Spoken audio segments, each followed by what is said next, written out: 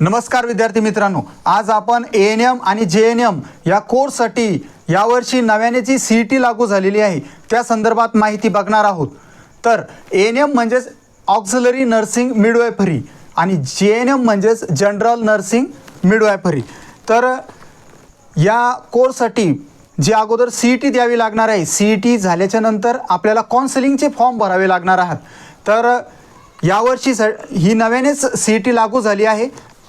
तर याचे जे फॉर्म येणार आहेत तर हे एप्रिल 2024च्या पहिल्या आठवड्यामध्ये येणार आहे। एप्रिल 2024च्या पहिल्या आठवड्यामध्ये येणार आहेत।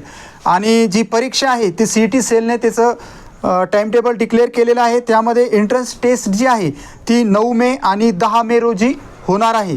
9 मे 2024 आणि 10 मे 2024 आणि ॲप्लिकेशन स्टार्ट होणार आहे एप्रिलच्या पहिल्या आठवड्यामध्ये। ओके, तर एएनएमसाठी काय पात्रता आहे ते आपण बघूया। तर इलिजिबिलिटी क्रायटेरिया जो आहे एएनएमसाठी, तर वय जे आहे मिनिमम वय म्हणजेच कमीत कमी वय 17 वर्ष पूर्ण असावे। मिनिमम एज 17 वर्ष पूर्ण असावे आणि मॅक्झिमम हे 35 वर्ष आहे। तर यासाठी 12वी पास असलेले विद्यार्थी अर्ज करू शकतात।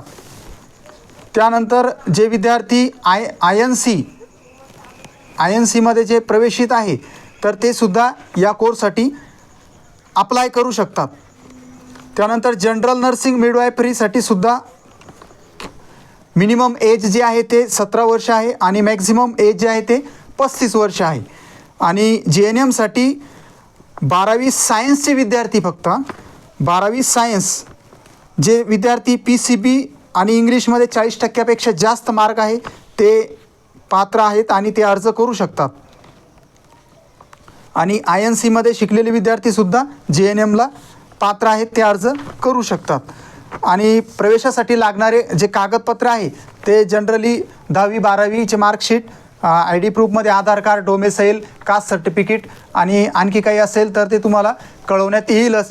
तर अर्ज हे एप्रिल 2024च्या पहिल्या आठवड्यात सुरू होणार आहे। तर ज्यांना कुणाला अर्ज करायचे असतील ते श्रीनपोटे कम्प्युटर टेंभुर्णी येथे येऊन अर्ज करू शकतात।